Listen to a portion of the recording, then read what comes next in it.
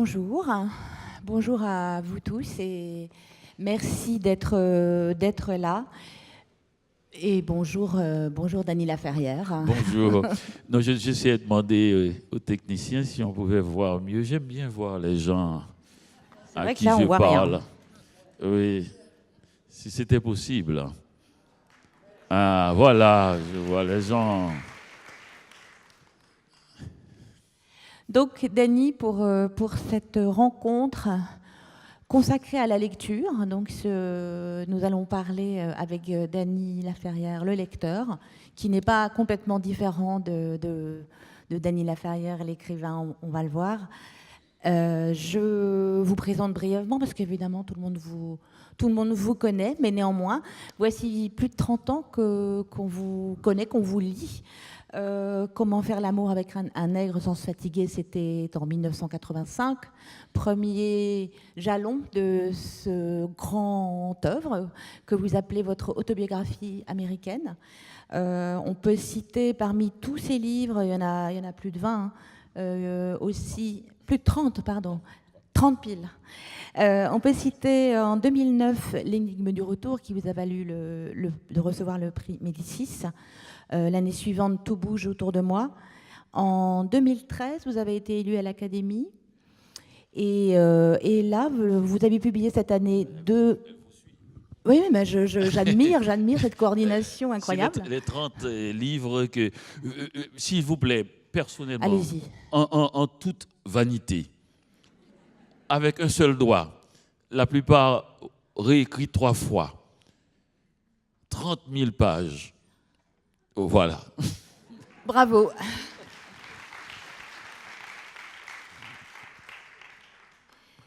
Et donc, avant l'été, vous avez fait paraître un livre très étonnant, un roman graphique et autobiographique, autoportrait de Paris avec un chat. Voilà, on voit quelques images. Peut-être qu'on aura l'occasion d'en parler un peu, d'autant qu'il est question d'écrivain aussi et de lecture dans ce roman graphique où je précise que vous avez fait donc, les textes et les dessins. Et là, paraît en cet automne chez Zulma, Pays sans chapeau, qui n'était jamais paru en France. Oui, qui était paru au Serpent à Plume, en poche. Ah, d'accord. C'est de poche à poche. Et donc là, on est plus précisément ensemble pour parler de lecture. Peut-être que je vais commencer, parce qu'on peut entrer par plein de voies possibles dans ce sujet, peut-être commencer d'une façon presque chronologique. Vous vous souvenez il y a des gens comme ça qui se souviennent du jour, ou du moment ou qui disent se souvenir en tout cas du moment où ils ont su lire, déchiffrer des mots sur une page. Est-ce que c'est votre cas? Non, ce n'est pas mon cas. C'est le cas de ma fille. Ma dernière, je me souviens de ce soir-là où elle était dans sa chambre. Je l'ai entendue annoncer péniblement, syllabe par syllabe. Et puis après, je ne sais pas moi, 45 minutes, la phrase étant complétée, ce cri me restera toujours à l'oreille. Je sais lire. C'est extraordinaire. Elle avait péniblement déchiffré des hiéroglyphes sur un truc égyptien. Et là, brusquement, la phrase était terminée et son sens est apparu. Elle n'était plus dans le déchiffrement, mais dans le plaisir d'avoir pu... Enfin, j'ai l'impression que cette émotion-là et ce travail acharné est là et le sort de tous ceux qui ont pu lire, qui ont su écrire et qui ont voulu déchiffrer les secrets. Vous savez, une des raisons profondes aussi de l'écriture, ne l'oublions pas, c'est lié à l'espionnage. C'est-à-dire c'est un secret, c'est lié au petit billet doux et que le mari ou la femme ne devrait pas voir. C'est la lecture et l'écriture sont liées au secret. Et c'est pour ça que d'ailleurs, dans les romans, le secret continue à être au cœur et l'un des moteurs de la tension dramatique. On évoquait, voilà, juste avant cette rencontre, en parlant en coulisses, ce texte de Proust sur la lecture, dans lequel il raconte notamment ses lectures d'enfance, d'adolescence, et la façon dont on est enfant ou adolescent captivé par la lecture, au point qu'effectivement tout le reste vous ennuie, tout le reste, tout ce qui vous fait sortir de votre plaisir de lecture vous paraît peser des tonnes. Vous avez des souvenirs de ça, des souvenirs d'enfance ou d'adolescence, ou peut-être même d'adulte, mais en tout cas de lecture. Ah ouais, ça n'a pas arrêté. C'est un fleuve d'encre. J'ai le premier souvenir, et ce n'est pas pour la lecture la mienne, c'est pour... enfin, c'était à l'aube, et la maison était encore dans l'obscurité, et je me suis réveillé. Et, enfin, ça faisait longtemps que je négociais avec l'envie de pipi au lit ou d'aller quelque part et faire pipi. Et j'ai marché un peu les yeux fermés dans la maison pour entrer dans la chambre de mon grand-père et le découvrir près d'une lampe, complètement penché sur un livre et qu'il lisait parce que c'était la nuit, il ne voulait pas déranger les gens, sans lire à haute voix. Et c'était un moment de mystère étrange.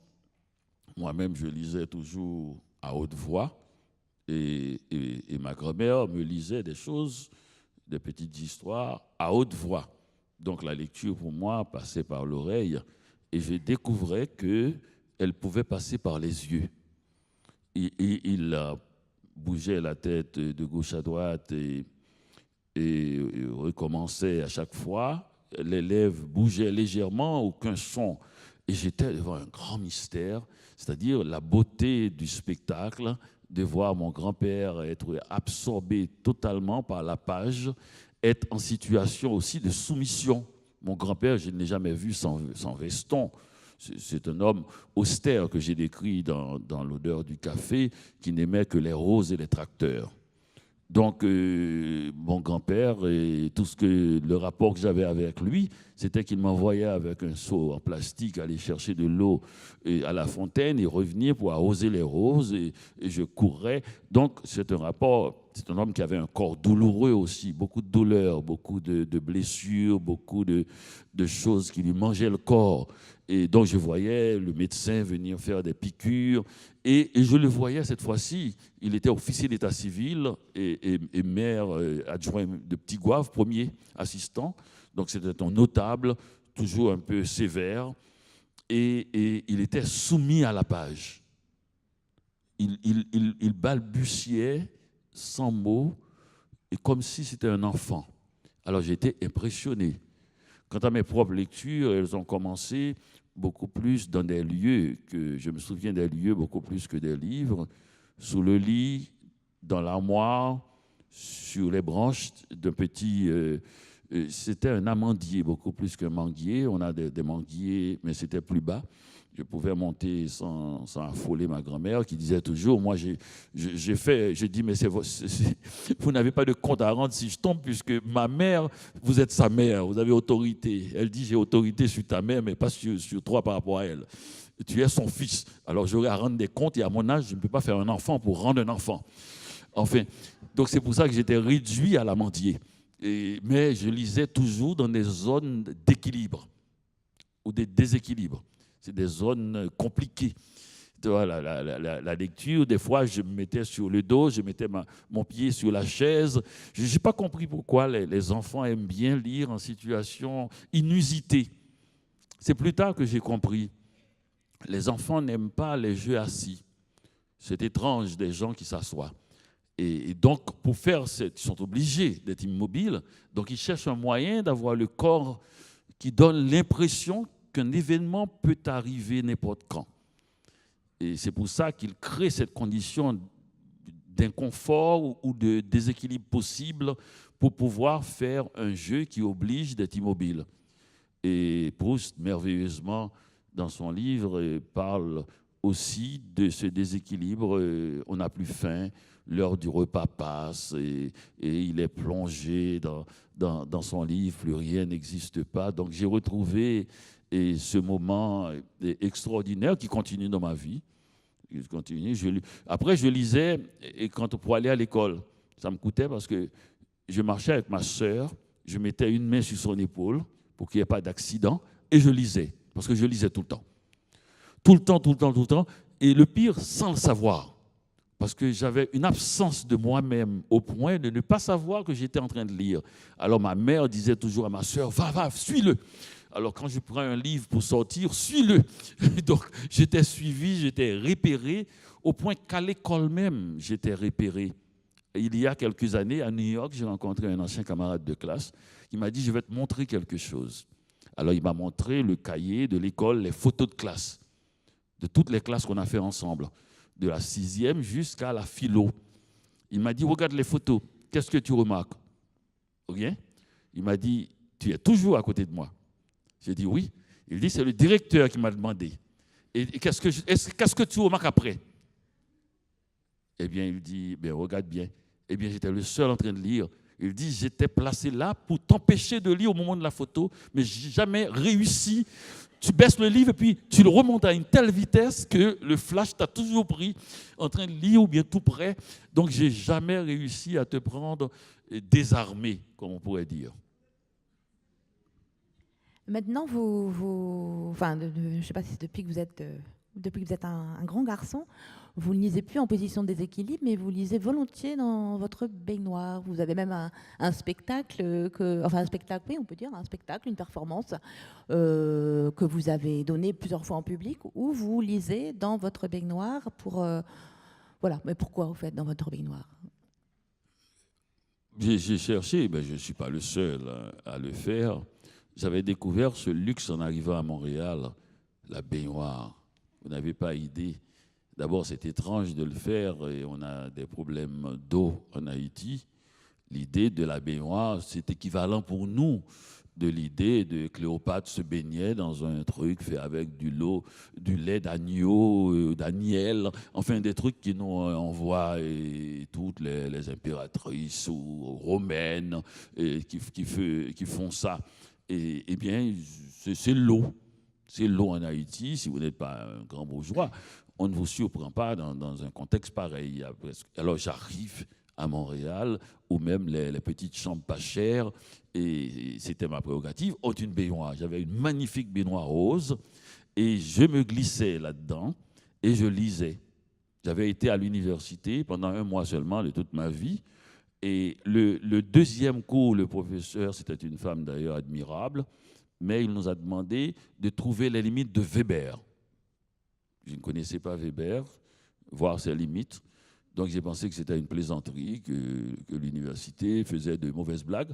J'ai laissé tomber et j'ai acheté des livres les moins chers et qui coûtent le moins cher. C'est les livres classiques. Voltaire ne coûte presque rien. Et si on connaît Voltaire, c'est pas parce qu'il est un si grand écrivain, c'est parce qu'on nous les donne à l'Institut français d'Haïti.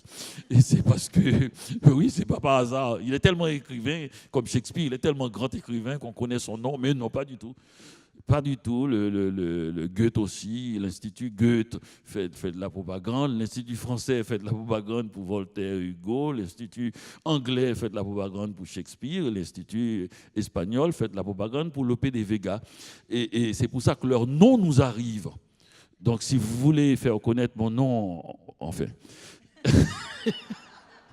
vous savez que ce n'est pas par hasard. Et ça coûte moins cher. Et dans les librairies bon marché, on trouve d'abord Candide à $1, 50 centimes.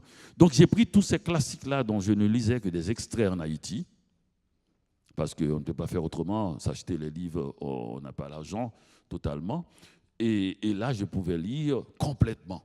Et je me souviens de ces étés, de ces moments où je rentrais avec une fringale d'alphabet.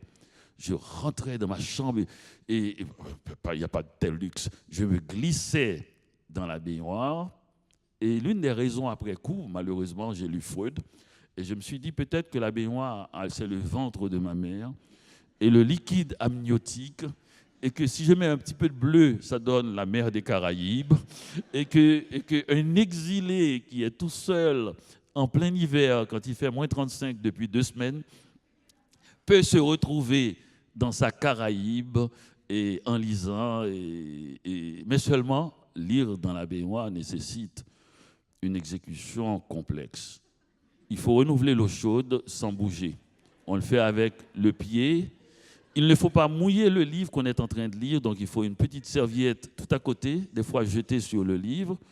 Le téléphone, à l'époque, ce n'était pas le téléphone portable, et donc il faut le mettre à bonne distance si on vous appelle. Moi, je prends toujours un verre de vin ou une bouteille de mauvais vin. Hein? Ah, rien n'est plus beau quand on n'a pas d'argent qu'une bouteille de mauvais vin. Et il y a une autre serviette. Si on sonne à la porte et que vous devez courir, il faut deux. Une serviette pour passer autour de la taille et une serviette pour sauter sur le plancher, sinon vous vous cassez la gueule. Ça demande une opération de 5 serviettes au minimum. Pour un homme, j'imagine 8 à 10 pour une femme, parce qu'il y a les seins quand même qu'il faut couvrir et d'autres choses. Donc, c'est une opération complexe, mais que facilement on arrive à maîtriser après un an ou deux de pratique. Mais la baignoire, pour moi, était fondamentale, parce que la lecture, vous savez, quand vous lisez dans la baignoire, la salle de bain qui est toujours plus éclairée qu'ailleurs, la lumière est une chose extrêmement importante. Port-au-Prince a des problèmes d'électricité aussi.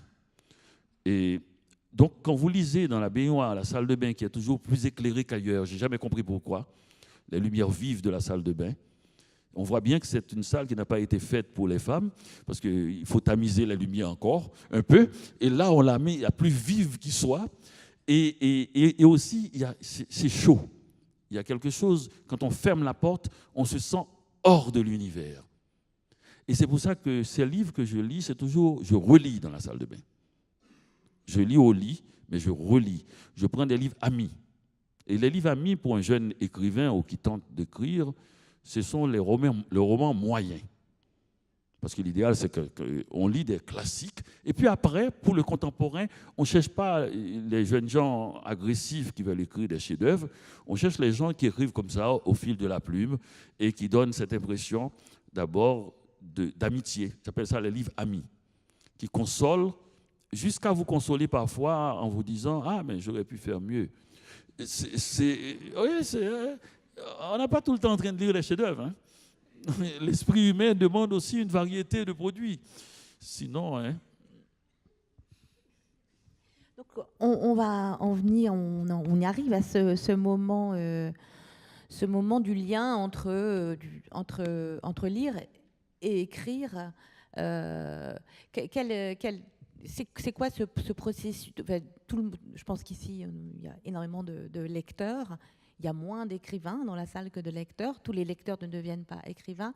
Qu'est-ce qui se passe à un moment donné pour vous qui fait que effectivement la lecture, le plaisir, le bonheur de la lecture, je ne sais pas si on peut dire ne suffit plus, ou si c'est autre chose. Ah non, pas du tout. C'est Pas du tout. L'écriture n'est pas un prolongement de la lecture. L'écriture n'a rien à voir avec la lecture. Lire, c'est lire. Écrire, c'est écrire. Seulement, comme il s'agit de lettres de l'alphabet, comme il s'agit de pages, mais la distance qu'il y a entre prendre la plume et l'idée d'écrire pour être lu par quelqu'un d'autre est une des distances, c'est des allées-lumière avec. Et le drame de notre époque, c'est précisément quand on a commencé à croire que quelqu'un qui lit est un écrivain raté. Et non, lire est une chose autonome, et qui, une société d'ailleurs, se reflète beaucoup plus par ses lecteurs, la qualité de ses lecteurs qui finit par intimider les mauvais écrivains et les obliger à écrire de meilleurs livres. Et si le grand nombre n'est pas exigeant, et pour cela, il faut qu'il croie que l'acte de lire est un acte fondamental, autonome, indépendant, qui a sa structure particulière et qui n'a rien à voir avec écrire. C'est comme si tout le monde voudrait être prêtre. Non, moi je ne veux pas être prêtre. Donc s'il y en a qui se dévouent, qu'ils se dévouent pour être autre chose, mais moi je veux bien aller à la messe de temps en temps, je parle d'une époque, mais je ne veux pas être prêtre. Il faut qu'il ait la vocation, il faut qu'il se déplace sur un autre univers et pour faire cela. Ça n'a rien à voir. Et pourtant, le salut, je parle de langage de notre époque, le salut de notre âme tous les deux se joue là. Mais je ne veux pas être prêtre. Donc c'est cela. Et donc il faut quand même que celui qui lit croit fondamental qu'il y a quelque chose. Ce n'est pas pour rien qu'ils sont plus nombreux, mais qu'ils ont une force particulière sur la littérature. J'ai écrit dans un livre que si les écrivains écrivent, c'est parce qu'il y a des lecteurs qui, silencieusement dans leur chambre, réclament des livres à lire. Souvent de tels écrivains en particulier même. Même si, quand on lit et qu'on a envie, cette envie-là, pour moi, se dégage dans l'atmosphère. Et si vous êtes nombreux, finit par atteindre, ou avec une densité, une énergie particulière, l'écrivain, et à le pousser et à continuer leur affaire. Donc, c'est quelque chose pour moi d'extrêmement précieux. J'ai découvert le lecteur avant l'écrivain.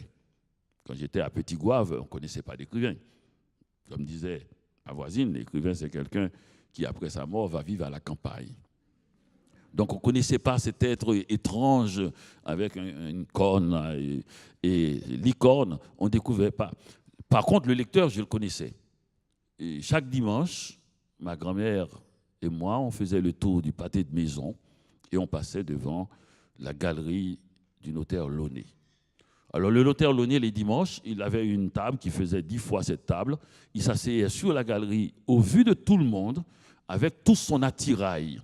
Des livres ouverts, des livres fermés, des loupes, des lunettes, et des coupes-papier, et de l'encrier aussi pour écrire ses observations de lecteur. Parce que le lecteur peut écrire aussi ses observations de lecteur sur un cahier, et ce n'est pas le genre à écrire dans les marges du livre.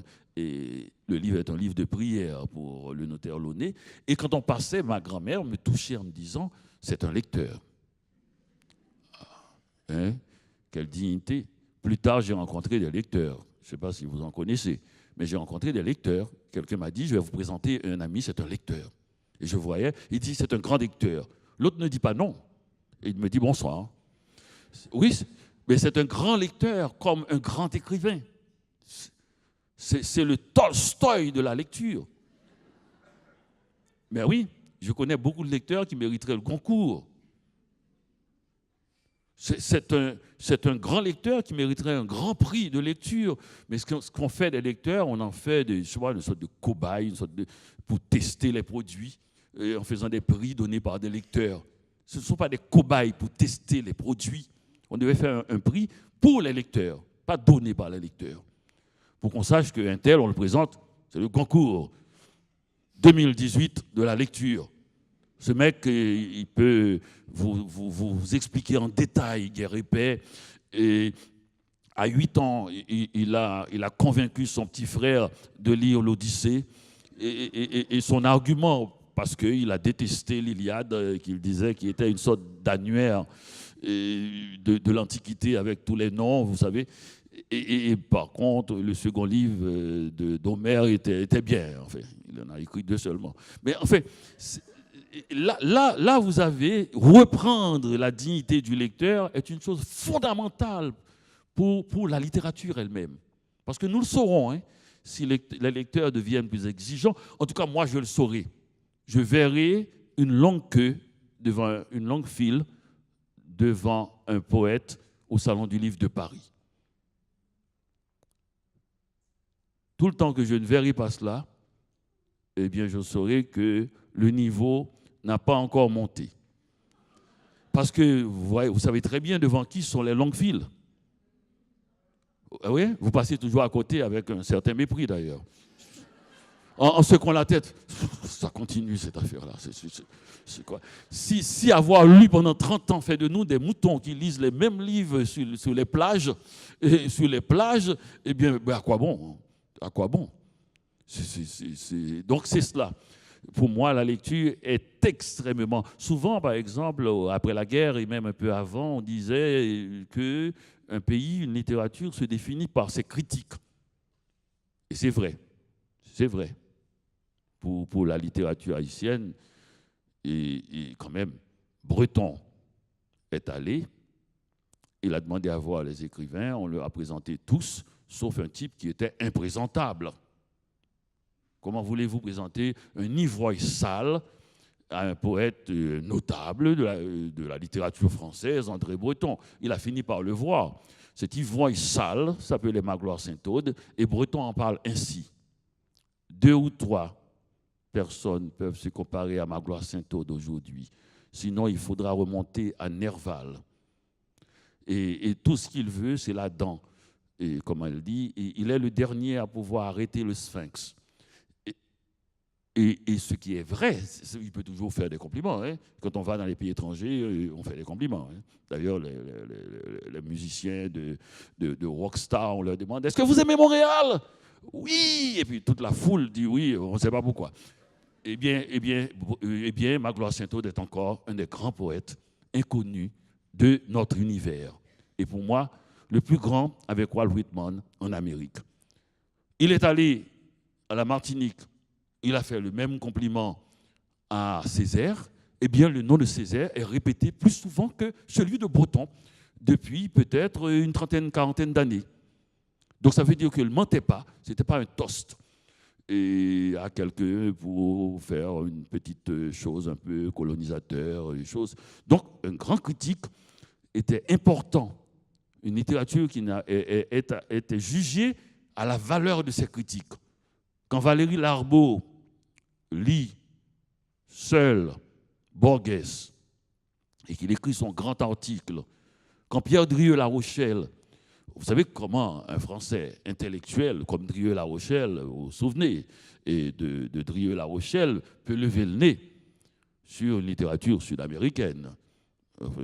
Tous ces gens-là, plus ou moins intéressants, un peu carnavalesques, avec la pampa, des choses comme ça, et des amateurs de chevaux, et qu'il dit que Borges est le plus important d'aujourd'hui, et qu'il intitule son article « Borges vaut le voyage », et que Borges est encore là, et Drieux-La Rochelle s'efface de plus en plus, jusqu'à plus pouvoir le rattraper. Sauf le cinéma, parfois, se souvient. Donc, ça veut dire qu'on a, voilà la valeur de critique. Et là, maintenant, je pense qu'on est arrivé à l'âge de lecteur. Il faut qu'il fasse un effort. Il faut qu'il se mette à la file pour un poète au Salon du Livre de Paris, sinon, j'y crois pas. Il faut qu'il casse les lignes un petit peu, qu'il fasse un effort. Pour moi, la lecture, c'est comme l'écriture. L'écriture, quand on écrit, on n'est pas des fois dans une fantaisie. Il faut qu'on rentre dans un salon et puis on a la fantaisie, on dit, on va se mettre devant le type qui a le moins de personnes derrière, devant lui. Une fantaisie. On va... Mais sinon, pas passer comme ils font souvent devant moi, en regardant les livres et puis en les mettant doucement. Tu vois, alors moi, par honte, je suis obligé, par discrétion, de faire comme si je cherche ma bouteille pour permettre de partir après avoir lu tous les 4e de couverture et filer à toute vitesse, retourner. Il vient d'acheter son livre, le livre qu'il voulait acheter, c'est-à-dire le livre que tout le monde a acheté. Non, mais un effort, un peu de fantaisie. Il y a plein de livres en poche. Qu'est-ce que ça vous fait pour 10 € de faire une fantaisie, de dire je vais aller ailleurs, je vais prendre un livre comme ça, qui n'a pas été prescrit, un truc juste parce que par dignité de lecteur. Je vais tenter de lire un livre que j'aurais choisi moi-même. J'ai plus de 8 ans.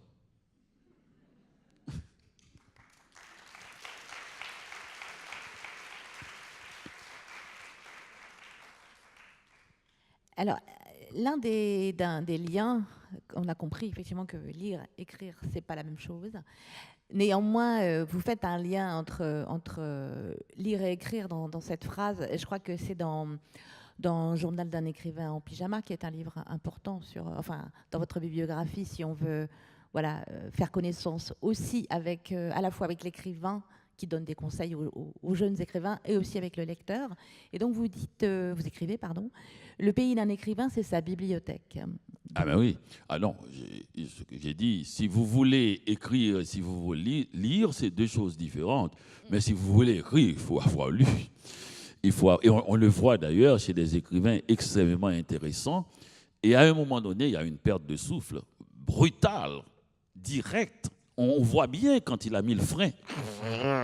Il a freiné parce qu'il n'a pas lu assez. Il ne sait pas encore que quand ça vous arrive, vous pouvez toujours ouvrir un Balzac et lui voler un paragraphe.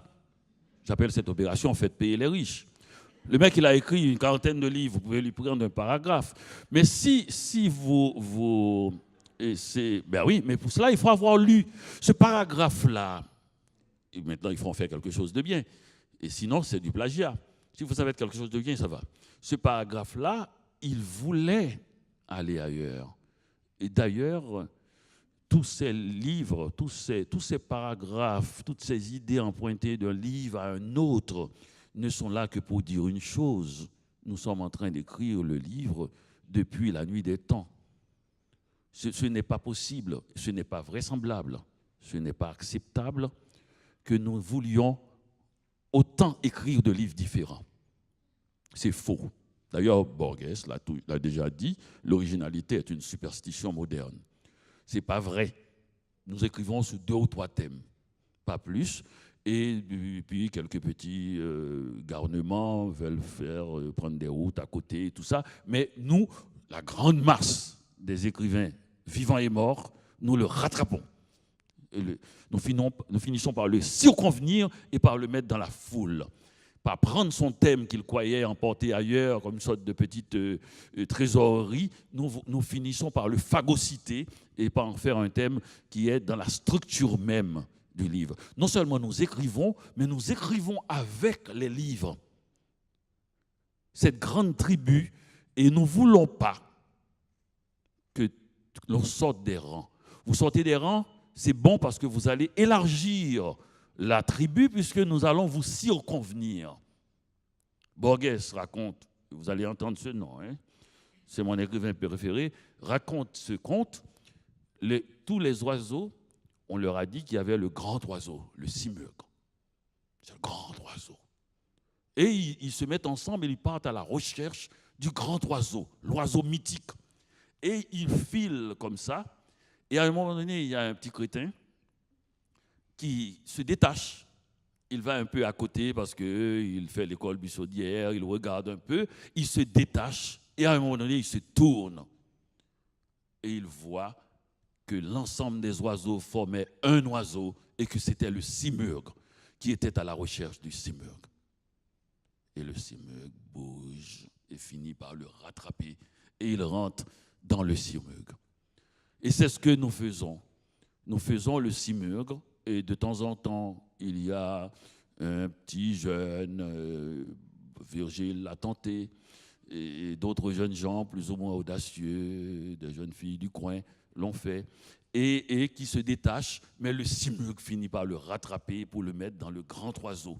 Et son détachement permet au simurgh de bouger comme ça. Et ça devient une mécanique. Nous devons toujours rattraper les gens. Et c'est ce qui fait la lecture. C'est-à-dire, à un moment donné, nous voyons un écrivain ou un cinéaste faire quelque chose d'extraordinaire. Et après quelques années, quelques décennies, et nous le voyons rentrer dans les rangs du simurgh.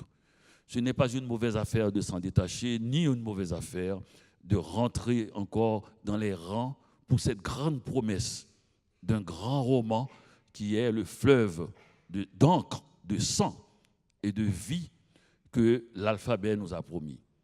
Et c'est ça qui est intéressant, cette capacité de vous permettre de vous éloigner et de vous rejoindre. Depuis quand lisez-vous Borges, en fait?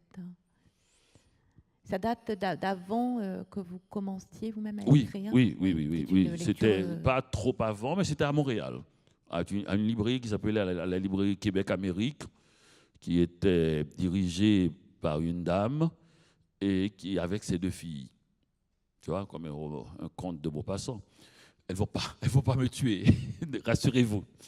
Et je suis allé je travaillais à l'usine à l'époque. Et donc, les samedis, j'avais libre et j'allais dans cette librairie. Et je suis assis dans un coin et j'ai vu un livre, Fiction. Le titre m'a déplu. Tout ça d'une vanité totale, appelé son livre Fiction. Et puis, ça fait roman, nouveau roman, enfin, tout ce que je déteste. Alors, Fiction, c'est quoi ça, Fiction? Et je l'ai ouvert. La première nouvelle était impossible à lire, impossible. La seconde nouvelle était encore plus inquiétante, mais d'une autre manière. Je ne sais pas si c'est Babylone ou si c'était... Et je suis tombé sur une autre nouvelle que j'ai lue, et ça m'a éclaté dans le cerveau. C'est une nouvelle qui racontait, qui était simplement une critique d'un livre. Simplement. Toute la nouvelle était tout simplement une critique d'un livre avec des détails, des bas de page, des otavos, des trucs, et des nuances, et surtout le texte de critique était fait à l'anglaise et dans le genre Times Literary Supplement, c'est-à-dire que juste des faits. Just the facts, ma'am. Juste des faits, c'est des faits, des notations, des précisions, très peu d'émotions personnelles, et pour comprendre à la fin que le livre n'a jamais existé. J'ai dit, oh, quelqu'un a essayé quelque chose. Ah, c'est intéressant. Est-ce qu'il peut faire autre chose encore? Eh bien là, j'ai lu Funès sous la mémoire. Même, non, juste avant Funès, j'ai lu un texte exactement extraordinaire comme ça aussi. Je ne savais pas qu'on pouvait faire des nouvelles dont l'ingrédient était mon cerveau, dont le truc était... C'est mon cerveau qui était le personnage principal. C'est ça les nouvelles de Borges. C'est les sécrétions de mon cerveau qui alimentent la nouvelle. C'est Pierre Ménard, auteur d'une Quichotte. Alors l'histoire, c'est Pierre Ménard qui réécrit le Don Quichotte. Il écrit une nouvelle version. L'histoire, mère de tout, vous connaissez le début de Quichotte. Et il écrit le même texte, mais c'est complètement différent. Parce que l'histoire, déjà, le premier mot, est complètement vu différemment au moment où Pierre Ménard l'écrit qu'au moment où Cervantes écrivait. Déjà, même au moment où Cervantes écrivait le Quichotte, l'histoire n'était pas vue comme à l'époque même qu'il décrit dans son livre. Et là, tout le texte est complètement différent. À l'opposé parfois. Tu dis, pas mal. Et puis la bibliothèque de Babel. Et puis j'ai trouvé pour moi, et ce qui est étonnant, c'est que ce n'est pas du tout ma manière d'écrire. J'ai trouvé que c'était un homme qui pouvait dire les choses les plus amusantes de la manière la plus simple possible. À la question tout à fait banale, dites-nous, qui êtes-vous, Jorge-Luis Borges? Il répond, que voulez-vous que je vous dise de moi? Je ne sais rien de moi. Je ne sais même pas la date de ma mort. Il a envoyé son scénario à Hollywood. Il a reçu, vous allez voir l'emploi du mot enthousiasme. Alors, il a reçu un mot, et vos dialogues sont vraiment ennuyeux. Le récit autour, et le scénario, le synopsis, nous semble abominable. Les descriptions des personnages ne donnent aucun goût de lire, ni encore moins de voir le film. Et il finit en disant que mon scénario a été refusé avec enthousiasme. Alors donc, il fait apparaître des mots dans un sens différent sans le changer. Il a dit, j'ai trouvé le type qui me plaît. Voilà. C'est comme ça que j'ai rencontré... Et naturellement, j'ai relu les textes qui me plaisaient moins et qui me plaisent plus même que les autres et plus tard. Voilà. Les grands écrivains sont, quand on est soi-même écrivain, ils ne sont pas, c'est pas quelque chose qui impressionne, je dirais, leur rayonnement, leur puissance, ils vous tirent vers le haut, ils vous tirent vers l'écriture. Ils ne peuvent pas vous impressionner et faire en sorte qu'en fait, on puisse se dire, mais j'y arriverai jamais. Ah, mais non, c'est pas pour moi. Moi, j'ai une équipe et j'ai un excellent joueur qui vient d'entrer dans mon équipe, qui est capable de marquer des buts. Je suis content. Ah oui, au contraire, parce que je suis lecteur. Je suis lecteur. Quand je lis un écrivain, je ne le lis pas. Borges ne m'a pas influencé du tout. Je n'ai pas le goût de cette économie. Je n'ai pas ce sens de l'humour qu'il a, qui est un humour. Comme inclination personnelle, il aurait été très abstrait pour moi. On voit dans mes récits, je suis plutôt dans la vie quotidienne, dans les trucs, alors que Borges, tout ce qu'il touche devient abstrait, mais avec une force aussi convaincante que la douleur ou la lumière, une présence aussi naturelle que des choses qui sont concrètes. Je ne tente pas ça non plus. Je ne cherche pas, je ne limite pas. Et non, je le lis en lecteur, les grands écrivains. Je leur parle aussi. Hein. J'ai des discussions homériques avec Homère. Bon, il m'a fait perdre mon temps avec l'Iliade. Chaque fois que je dis ça, il y a toujours quelqu'un qui adore l'Iliade. Mais c'est pas possible. Hein. C'est pas possible. Ajax, fils d'un tel, fils d'un tel. Chaque fois qu'un type, tu dis, mais il va se faire tuer, le type. Il sort son truc, son épée pour trucider l'ennemi. Et puis là, hop, on donne toute sa généalogie. J'ai dit, mais il va se faire tuer, il va être attaqué dans le dos. Donc, avant de comprendre que c'était un annuaire de l'Antiquité, mondain de l'Antiquité, les types cherchaient leur nom. Hein. Ah oui, t'as pas ton nom dans l'Iliade, t'es rien, quoi. T'es nul, t'es rien. Donc, il s'est rattrapé dans l'Odyssée. Hein. Oh là là, c'était bien quand même. Hein? Borges, encore lui, de dire, revenu des merveilles du monde, Ulysse pleura doucement en voyant la verte et modeste Ithaque. Donc, et c'est ça. C'est ça, cette force de rendre le local, le village, avec sa force, et de mettre en présence Hélène et Pénélope, de choses auxquelles je n'ai pas cru du tout. Je n'ai pas cru du tout que les types étaient allés faire la guerre pour Hélène. Hein. Vieille pain-bêche. Et puis, je n'ai pas cru que Ulysse était retourné pour Pénélope, ni que Pénélope l'avait attendu non plus d'ailleurs. Donc, je crois que tout est tissé de mensonges. Si on enlève les deux choses qui sont la carotte et du récit, et on a un récit magnifique. Mais je n'ai pas cru dans les motivations, comme on dit. Non, mais il s'est forcé et puis il a fait un bon texte. C'est resté. Mais la force de ces textes aussi, c'est sa base profonde qui m'a touché, ça. C'est le voyage et le retour. Le voyage est fort et juste.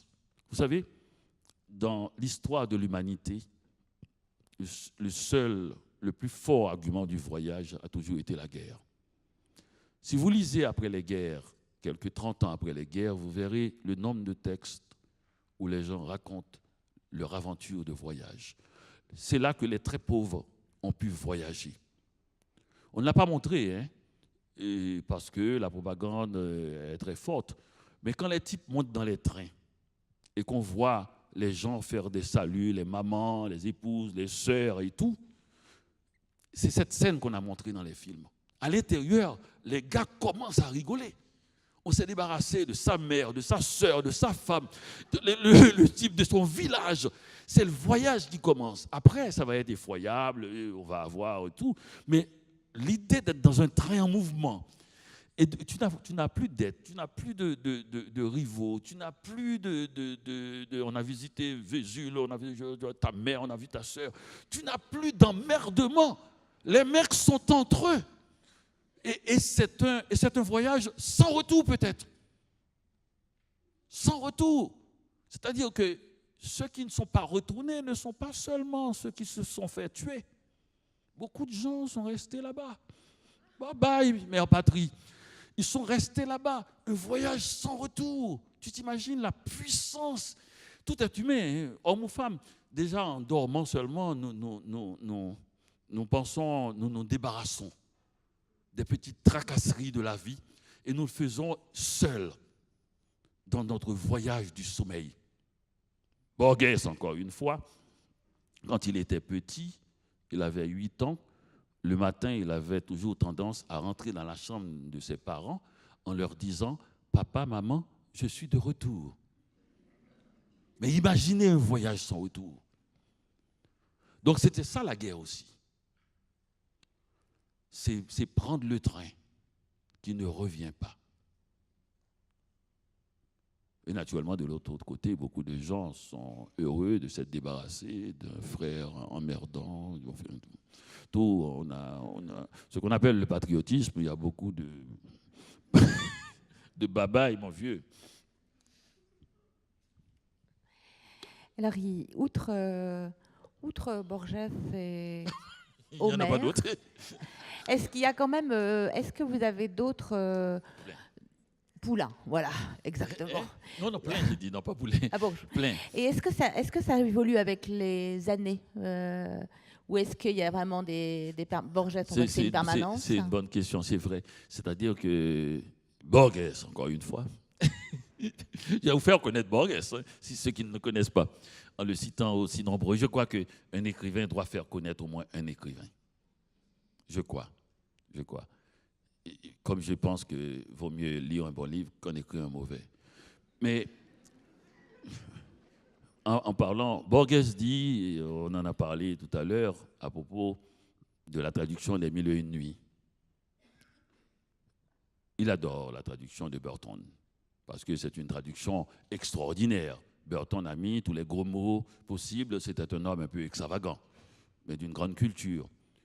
Et le capitaine Burton. Et il trouve que Burton a apporté quelque chose dans la traduction des Mille et une nuits exceptionnel. C'est quand même lui, c'est son serviteur qui a fait rentrer la plupart des textes qu'on retient. Ils n'étaient pas dans le texte original. Ali Baba et les 40 voleurs, la lampe d'Aladin, c'est quand même pas rien. Même les Moyen-Orientaux l'ont remis dans leur texte. C'est le serviteur de Burton. Et Burton a fait rentrer, mais il est quand même, c'est un homme qui aime bien être grossier, il a sa manière, et il n'est pas pour toutes les mains. Et il a des pages sur scatologiques, des choses comme ça, dans un texte. C'est un texte populaire, on l'oublie aussi, hein, dans les textes populaires, il y a toujours un peu de verdeur. Enfin, elle a été bien soignée par la traduction française.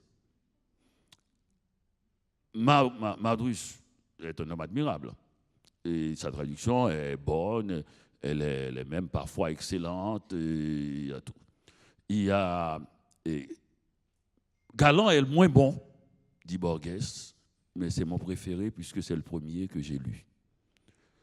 Donc dans la lecture, il y a l'idée de la première lecture qui est extrêmement forte. C'est pour ça les jeunes gens un peu énervés ou les éditeurs qui veulent faire des choses dont on ne sait pas l'idée principale et l'origine et qui veulent retraduire à tout bout de champ, oublient qu'on ne lit pas pour la perfection toujours, on lit avec nous-mêmes. Et notre cerveau est capable de rendre indispensable quelque chose que notre esprit semble réticent à accepter. Et parce que quand les choses s'établissent à l'intérieur de notre être, notre cerveau, notre émotion, elles s'installent comme dans notre maison. C'est-à-dire que je mets ma vaisselle de telle manière que tous les gens qui viennent chez moi veulent la changer de place. Vous savez, il y a des gens qui viennent chez vous et la première chose qu'ils font, même si ce n'est pas votre maman et que vous n'êtes pas un étudiant qui vient louer sa chambre, c'est de dire « mais pourquoi vous mettez ça là? Mais vous voyez très bien que ça encombre. » Quelqu'un qui empile sa cervelle à côté de l'évier. Tout le temps, vous cassez les trucs. Mais c'est là que je la mets. Je ne sais pas pourquoi, je n'arrive pas à la ranger ailleurs. Dans les tiroirs, bien, je mets la vaisselle sale. Donc, ça gêne, naturellement. Ça gêne, mais c'est comme ça que j'ai vu faire la première fois. Nous avons aussi nos manières, nos pratiques, nos habitudes de faire l'amour. Ce n'est pas toujours la meilleure des choses, mais c'est comme ça qu'on a commencé, c'est comme ça qu'on prend son pied. Enfin, c'est comme ça que nous sommes faits. Nous sommes des êtres d'habitude. Et essayer d'améliorer toujours les choses n'est pas toujours une bonne chose. Parfois, c'est une bonne chose. D'ailleurs, mon éditeur est là, il sourit parce que c'est mon éditeur de Montréal qui a publié tous les derniers livres que j'ai publiés. J'aimerais bien qu'il se mette debout, qu'on voit. C'est Pascal Assassiani, Montréal. Il est tout à fait de ce point de vue, mais pour une autre raison. Pour une autre raison, je fais un livre, il le lit, il me dit c'est très bien. Alors, quand l'éditeur dit c'est mauvais, on est fâché. Et quand l'éditeur dit c'est très bien, on pense que c'est pas assez bien. C'est bien pour vous, mais je vais améliorer. Et c'est là le problème commence. Je l'ai augmenté de 150 pages, il a failli mourir. Et il m'a dit, c'est très bien les 150 pages ajoutées, mais les étudiants ne liront pas. C'est trop gros, ça va être trop cher. Ah, c'est ça aussi. Et donc, ça veut dire qu'on est toujours en train d'améliorer. On pense qu'ajouter 150 pages, ça va être mieux, ça va être plus ample. On a nos ambitions. L'éditeur, son ambition aussi, après avoir accepté le texte, c'est de le rendre le plus possible au grand nombre de lecteurs. Notre ambition, c'est de voir qu'on est un grand écrivain bourgeois avec des livres de 500 pages. Un abus de l'écrivain américain. Nous sommes américains. Je les appelle les écrivains à gros biceps. Et moins de 500 pages, le manuscrit n'est pas accepté. D'ailleurs, tous les manuscrits qu'on voit dans la littérature américaine qui sont publiés à 500 pages sont des manuscrits de 1200 pages. L'éditeur enlève 300 pages comme ça, sans regarder. Tchap. C'est à coup de 300 pages, 150 pages qu'on enlève et qui n'est pas du tout une habitude française, parce que l'habitude américaine, c'est une habitude d'abondance. L'habitude française, c'est qu'on demande presque... Maintenant, ça commence à changer. Hein? Ah là là, il va le grossir. Et l'habitude française, c'est précisément chaque mot compte. Chaque mot compte. Parce que les Américains sont les derniers à dire bonjour dans leurs livres. C'est pour ça que ça augmente. Et les Français ne disent plus bonjour. Ils ne font même pas de dialogue. On ne se parle plus. C'est-à-dire que le narrateur ou la narration fait toute la parole. C'est un peuple qui est tout près de devenir dictatorial. C'est-à-dire qu'on a le sens d'une seule parole. Les pages complètes, larges, pleines, une seule parole.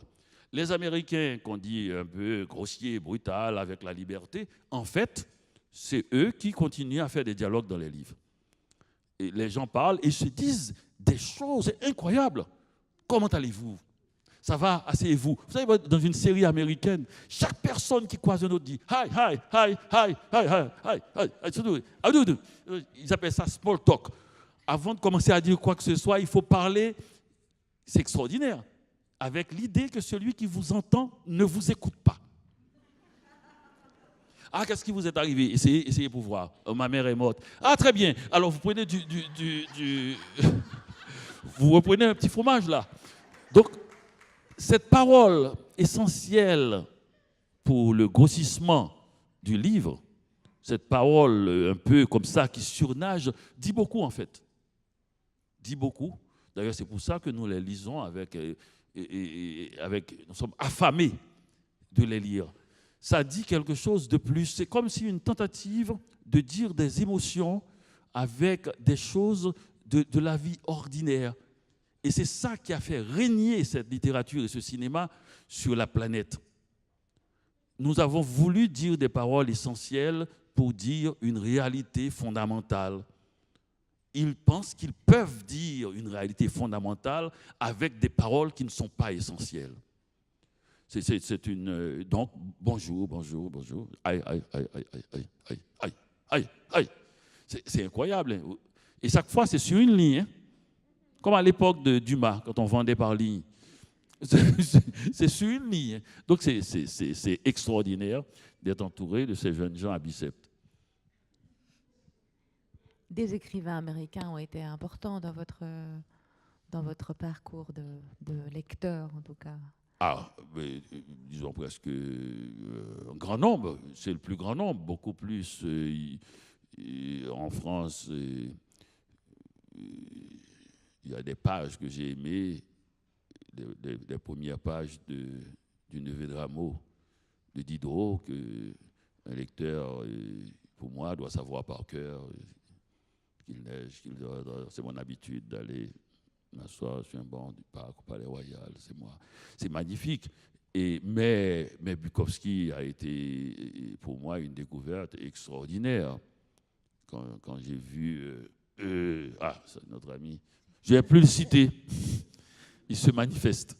et Bukowski, bien sûr, et les nouvelles d'Hemingway, oui, mais Le Soleil se lève aussi, qui est une merveille pour moi, et ben, il y en a Miller, qui a pour moi, c'est plus même que ses livres, c'est son attitude face à la vie. L'idée de dire que le bien et le mal existent. Je sais pas, on est assis à la terrasse du Flore, on regarde passer les gens. D'après moi, c'est Henri Miller qui a inventé cette manière de venir française depuis une trentaine ou une quarantaine d'années, d'être honnête face à la fonction assise. C'est le première ville au monde où les gens s'assoient et tout le monde regarde la rue. Il n'y a plus de chaises qui donnent dos à Saint-Germain-des-Prés, à la rue. On a vu que les gens aimaient. Où est-ce que vous voulez vous asseoir et face à la rue ou... Non, ça n'existe plus. Tout le monde s'assoit face à la rue. C'est Miller. Miller a tellement décrit dans Jour tranquille à Clichy, dans ses livres, et que l'idée de regarder passer le monde, on sent que dans son livre, il y a un flot de gens qui passent tout le temps et qu'il capte sans juger, sans voir s'ils sont beaux, laids ou n'importe quoi. Et Miller regarde ce flot-là et le décrit dans ses livres. Il a inventé quelque chose d'autre qui m'a impressionné, qui est étrange. Je me suis dit, mais Miller connaît tout le monde. C'est pas possible. Tous les gens intéressants, mais Miller les connaît. Et ça m'a pris beaucoup de lecture et du temps pour savoir. Mais non, ils sont intéressants parce que Miller les décrit. C'est-à-dire que même les gens connus, Miller les avait décrits et ce n'est pas que Miller les connaît. Ce n'est pas un truc, c'est lui qui les a inventés presque, donné leur intérêt. Donc c'est extraordinaire quand un écrivain vous donne une telle proximité. Et il a décrit, et le personnage qu'il a décrit qui est le plus intéressant, c'est le personnage de Miller lui-même. Il y a une scène où on le voit apparaître, c'est extraordinaire. Ils sont dans une voiture avec un ami, un avocat qui a payé pour Miller pour qu'il puisse écrire son livre. Miller n'a pas écrit une seule ligne, il n'a pas écrit de livre, il n'a pas écrit encore. Et il est assis à l'arrière. Et le chauffeur, qui est son ami avocat, il y a 3 autres personnes là dans la voiture, il dit, tu vois le type derrière, c'est un connard. Je le paie pour qu'il écrive. Il n'a pas écrit une seule ligne. Et tel que vous voyez là-bas, il croit qu'il est le plus grand écrivain vivant. Et je le crois. C'est le « et je le crois ». Et je crois avec lui. Il n'a pas écrit une ligne, c'est un imbécile, il est vaniteux, il est là avec son petit sourire de gens sympas et tout. Il croit qu'il est le plus grand écrivain vivant et je le crois. Pour moi, c'est ça, tout Miller est là, dans cette scène où il s'est mis en scène, cet autoportrait, et qui dit, avec un tel bon enfant, il dit les choses. Il y a une autre scène de Miller que je trouve extraordinaire aussi. Là encore, il va commencer à écrire. Il écrit des petites choses sans intérêt et mauvais. Et ses amis sont complètement atterrés. Ils disent, mais Henri, tu es tellement amusant. Pourquoi tu écris des choses qu'on ne comprend pas? Et lui, il ne comprenait pas. Tu es drôle. Et puis un jour, il dit, j'ai mis le fer dans le tambour. Et puis je ne sais pas pourquoi. Je me suis dit, bof. Et si je n'étais pas intelligent, si je n'étais pas cultivé, si je n'étais pas Henri Miller, qu'est-ce que j'aurais écrit pour faire plaisir à ce Miller? Il dit, j'ai commencé à écrire. Et là, il a cette phrase. Et j'ai entendu ma voix pour la première fois. Et je n'ai jamais lâché. Il a une 3e phrase de Miller qui est fondamentale pour moi. Très peu de temps après, il écrit, à cette époque, j'étais heureux et je le savais. Donc on voit un optimisme fou, magnifique, plaisant, qui n'a besoin de rien, une autodétermination, une indépendance, une autonomie de la joie, une sorte de fulgurance qui traverse lentement l'espace sensoriel de Miller. Eh bien, c'est avec Miller qu'on va terminer cette rencontre, parce qu'il est l'heure. Ah bon? On ne va pas rester là toute la nuit? Comme vous voulez, je crois qu'on vous attend au Salon du Livre. C'est vrai. Merci beaucoup, Daniela Ferrière. Merci à vous.